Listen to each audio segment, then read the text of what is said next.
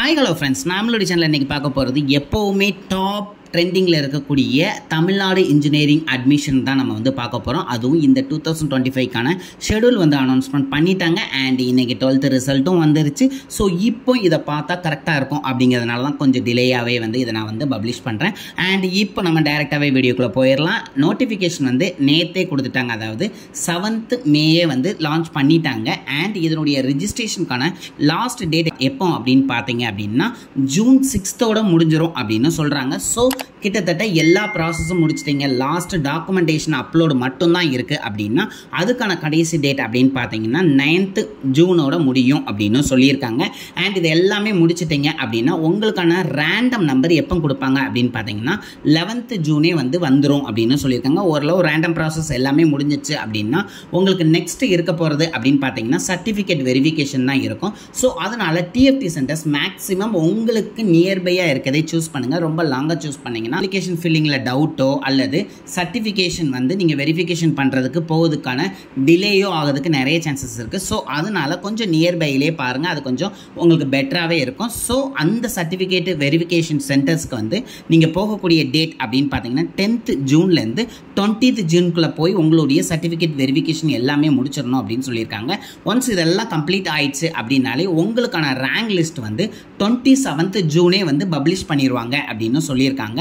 அதுக்கப்புறம் உங்களுக்கு இதில் ஏதாவது டவுட் இருந்தாலோ அதே மாதிரி கவுன்சிலிங் ரிலேட்டடான ஏதாவது டவுட் இருந்தாலோ அதை போய் கிளாரிஃபை பண்ணுறதுக்கு, அதாவது எங்கன்னா டிஎஃப்சி சென்டருக்கு போய் கிளாரிஃபை பண்ணுறதுக்கான ஒரு செப்பரேட் டேட்டும் அவங்க கொடுத்துருக்காங்க. அதாவது 26th ஜூன்லேருந்து 2nd ஜூலை வரை உங்களுக்கு டைம் இருக்குது. ஸோ அந்த டைமில் நீங்கள் போய் டைரெக்டாக வியூ பண்ணி உங்களுக்கு கவுன்சிலிங் ரிலேட்டடாக என்னென்ன டவுட்ஸ் இருக்குது அப்படிங்கிறத கிளாரிஃபை பண்ணிடலாம்.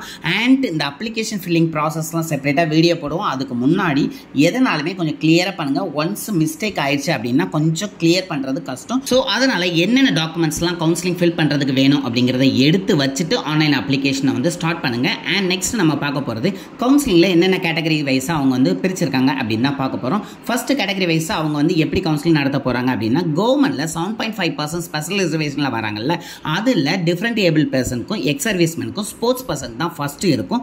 நெக்ஸ்ட் வந்து உங்களுக்கு ஜென்ரல் ஸ்பெஷல் ரிசர்வேஷன் கேட்டகரியில் டிஃப்ரெண்ட் ஏபிள் பர்சனுக்கும் எக்ஸ் சர்வீஸ்மேனுக்கும் ஸ்போர்ட்ஸ் பர்சனுக்கும் இருக்கும் அப்படின்னு சொல்லியிருக்காங்க.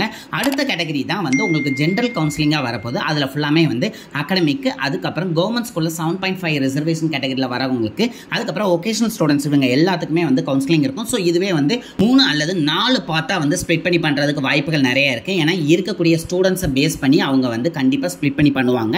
அண்ட் நெக்ஸ்ட் நம்ம பார்க்க போகிறது வந்து சப்ளிமெண்ட்ரி கவுன்சிலிங். சப்ளிமெண்ட்ரி கவுன்சிலிங்கை பொறுத்தவரை இப்போ ஃபெயில் ஆகிட்டு மறுபடியும் ரீ எக்ஸாம் எழுதி பாஸ் ஆகி வருவாங்கல்ல, அவங்களுக்கும் அதே மாதிரி இந்த கவுன்சிலிங்கில் முன்னாடி இருந்த பார்ட்டில் வேண்டாம்னு சொல்லி இருக்கிறவங்களுக்கும் வந்து இந்த சப்ளிமெண்ட்ரி கவுன்சிலிங் ரொம்ப யூஸ்ஃபுல்லாக இருக்கும். அதுக்கப்புறம் வந்து எஸ்சிஏ எஸ்சி கேட்டகரி கீழே வரக்கூடியவங்களுக்கான கவுன்சிலிங் இருக்கும். ஸோ இதோட கவுன்சிலிங் ப்ராசஸ் வந்து கம்ப்ளீட் ஆயிரும்.